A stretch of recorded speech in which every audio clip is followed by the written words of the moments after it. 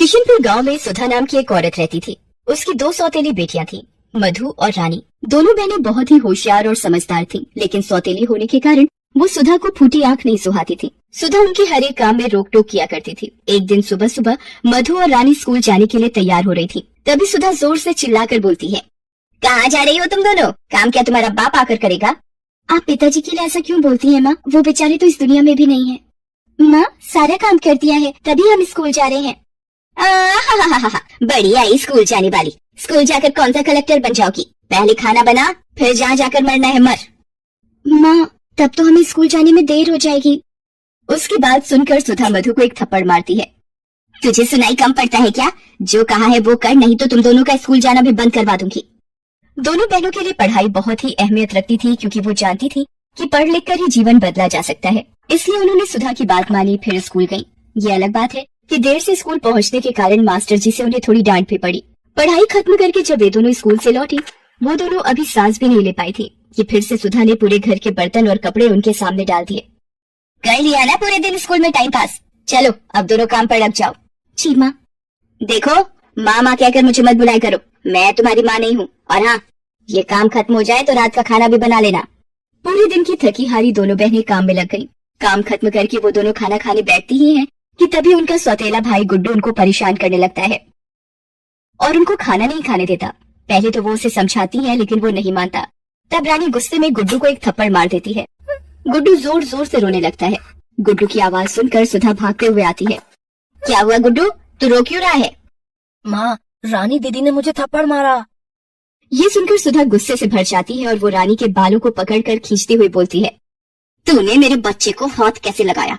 मुफ्तखोर, मैं तेरे दोनों हाथ ही तोड़ दूंगी, चल मेरे साथ। तभी मधु रानी का बचाव करती है और कहती है, माँ, रानी की कोई गलती नहीं है। गुड्डू हमें बार बार परेशान कर रहा था, वो हमें खाना नहीं खाने दे रहा था, इसलिए रानी ने उसे थप्पड़ मार दिया।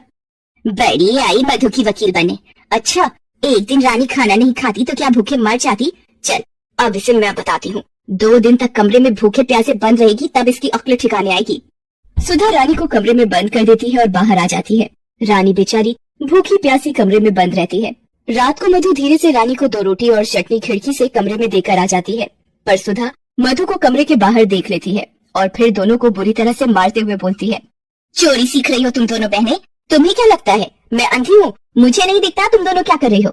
पता नहीं वो कौन सी घड़ी थी जब इनका बाप इन दोनों मनहूसों को मेरे मत्थे मरकर चला गया। धीरे धीरे समय बीतता जाता है। तीनों बड़े हो जाते हैं। जहाँ एक और मधु और रानी पढ़ाई में बहुत अच्छा कर रहे होते हैं, वही दूसरी ओर गुड्डू का मन पढ़ाई से कोसों दूर रहता है। एक दिन की बात है, गुड्डू कहीं बाहर से आता है और सुधा से जोर से चिल्लाते हुए बोलता है, माँ, मुझे एक नया फोन चाहिए। मेरे सारे दोस्तों के पास नया मोबाइल है, मुझे भी चाहिए। नया फोन? कहाँ से लाऊं मैं नया फोन? अभी मेरे पास बिल्कुल भी पैसे नहीं है। वो सब मैं नहीं जानता, मुझे नया फोन चाहिए तो चाहिए। गुड्डू की जिद को देखते हुए सुधा रानी को आवाज देती है। रानी रसोई में खाना बना रही थी। सुधा की आवाज सुनकर वो आती है। रानी सुन, कल जो तुम दोनों बहनों को स्कॉलरशिप के पैसे मिले हैं ना, वो मुझे ला कर दे। स्कॉलरशिप के पैसे? लेकिन क्यों माँ? गुड्डू को नया फोन दिलवाना है। पर माँ, वो तो हम दोनों की पढ़ाई के पैसे हैं। सबसे पहले तो तू मुझे माँ कहना बंद कर। अगर मैं तेरी सगी माँ होती, गुड्डू तेरा सगा भाई होता, तो क्या तब भी तो इस तरह से इनकार करती? सच ही कहा है, सौतेला सौतेला ही रहता है। सुधा की बात सुनकर रानी भावुक हो जाती है और सारे पैसे गुड्डू को दे देती है। लेकिन गुड्डू के शौक उस फोन पर खत्म नहीं होते। थोड़ी दिनों बाद ही वो फिर से सुधा के पास आता है और बोलता है, माँ, मुझे नई बाइक लेनी है। मैं गरीबों की तरह बस में धक्के खाकर कॉलेज नहीं जा सकता। मेरे सारे दोस्त बाइक से कॉलेज आते हैं। अरे बाइक कोई 2 पैसे की चीज तो नहीं है ना कि मांगो और हाजिर हो गया। 40-50 हजार रुपए लगते हैं उसमें। मेरे पास कहाँ है इतने पैसे? मुझे तो लगता है कि रानी और मधु की तरह मैं भी तुम्हारा सौतेला बेटा ही हूँ, नहीं तो क्या तुम अपने बच्चे के लिए इस तरह से इनकार करती? ये कहकर गुड्डू गुस्से में पैर पटकता हुआ घर से बाहर चला जाता है। उसके जाने के बाद, ठीक ही तो कहता है गुड्डू, एक ही तो बेटा है मेरा, उसके लिए मैं एक बाइक भी नहीं ले सकती? मैं कल ही उसे बाइक दिला दूंगी, लेकिन उसके लिए मुझे जयंती लाल से फिर से उधार लेना पड़ेगा। उसके बाद सुधा रानी को बुलाकर कहती है कि वो जयंती लाल से मिलकर आती है, तब तक तुम दोनों बहनें खाना बनाकर रखना। उसके जाने के बाद दोनों बहनें बातें करती हैं। मुझे तो बहुत चिंता हो रही है। माँ जयंती काका से कर्जा लेने वाली है, वो भी गुड्डू की बाइक के लिए। चिंता तो मुझे भी बहुत हो रही है। माँ का पहले का कर्ज ही नहीं उतरा और अब ऊपर से और कर्ज ले रही हैं। अगले दिन ही गुड्डू की नई बाइक आ गई। गुड्डू अब अपनी माँ की कमजोरी समझ गया था। वो जानता था कि उसकी माँ उसे बहुत प्यार करती है, वो उसकी मांग किसी न किसी तरह पूरा करेगी ही। लेकिन उसकी हर दिन की नई नई मांग ने सुधा को गले तक कर्ज में डुबो दिया था। अब तो उसे भी चिंता होने लगी थी कि इतने सारे पैसे वो अब कैसे चुकाएगी। एक दिन की बात है, शाम का समय था, गुड्डू घर पर नहीं था। तभी सुधा के दरवाजे पर किसी की दस्तक हुई। सुधा ने दरवाजा खोला तो देखा कि जयंती लाल अपने 2-3 लोगों के साथ उसके दरवाजे पर खड़ा है। कौन सी तारीख है आज?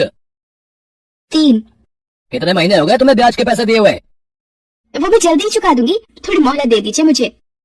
अरे कितना मोहलत दे दूं तुझे? अब जब तेरे मरने का दिन आएगा तब मेरे पैसे वापस करेगी क्या?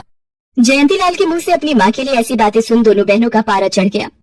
काका, आप हमारी माँ से ऐसी बात नहीं कर सकते। अरे तुझे बाहर किसने आने को कहा? तू अंदर जा। नहीं माँ, मैं अंदर नहीं जाऊंगी। देख रानी, मैं फ्री में पैसे बांटने का काम नहीं करता।